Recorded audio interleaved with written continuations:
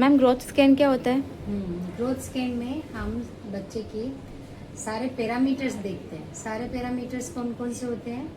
सबसे पहले एचसी लेते हैं सबसे पहले हम, और बीपीडी और एचसी जैसे अभी हमने मेजर किया ऐसे मेजर कर लिया। तो ये 36 वीक की प्रेगनेंसी है फुल टर्म, तो 36 वीक के हिसाब से बराबर आया है। यूजुअली मैं क्या करती हूँ, ये जो फुल टर्म सोनोग्राफी करती हूँ 36 वीक के आसपास, उसके साथ डॉपलर भी कर लेती हूँ। तो ये जो है डॉपलर का फ्लो देख रही हूँ, ये एमसीए का फ्लो है। एमसीए के फ्लो में डायस्टोलिक फ्लो कम होना चाहिए। ये एमसीए का फ्लो आ गया हमारा। अब हम इसका पीआई मेजरमेंट करेंगे। तो ये जो पीआई आएगा, ये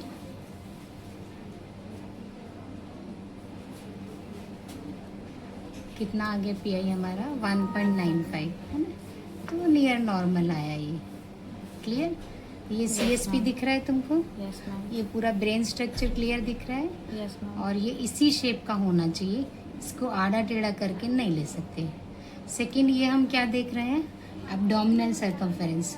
तो फुल टर्म बेबी के अंदर जो 37 वीक है उसका सर्कमफेरेंस उसी के हिसाब से आना चाहिए। तो ये जो सर्कमफेरेंस आया है 34 वीक 5 डेज, तो अप्रोक्सीमेटली बराबर है ये, है ना। ये पूरा हमको दिखना चाहिए। स्टमक बबल है, ये अम्बिलिकल फ्लो है, और ये पूरा स्टमक बबल आ गया। क्लियर? अब इसके साथ में हम फीमर भी देख लेते हैं।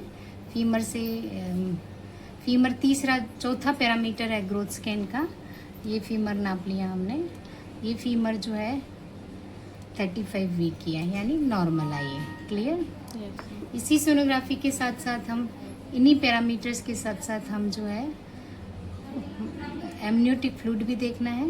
एमनियोटिक, ये प्लेसेंटा पोस्टीरियर है, क्लियरली विजिबल है, ये पोस्टीरियर है। ठीक है। अब एमनियोटिक फ्लूइड देख रहे हैं, तो चारों क्वाड्रेंगल हम मेजर कर लेंगे। ये तीसरा और ये फोर्थ। तो ये देखेंगे तो इसमें थोड़ा एमनियोटिक फ्लूइड कम आ रहा है। क्लियर है? Yes ma'am. हमको कोई पॉकेट ऐसा नहीं दिख रहा है जिसमें एमनियोटिक फ्लूइड अच्छे से आ रहा हो। तो ये जो है विदाउट अम्बिलिकल कोड होना चाहिए, and there should be no fetal organ in measuring amniotic fluid index. Clear? And it should always be measured vertical. तो एमनियोटिक फ्लूइड जो है 6.3 आया, ये कम है थोड़ा। अगर हम डीप वर्टिकल पॉकेट देखेंगे तो ये ठीक है। तो दोनों में से जो भी करेक्ट हो उसको हम ले लेते हैं। तो डीप वर्टिकल पॉकेट देखेंगे तो 4.07। तो ऐसा कोई ग्रोस प्रॉब्लम नहीं हो गया हमको डिलीवरी में। प्लेसेंटा पोस्टीरियर है। और हार्ट देख लेते हैं।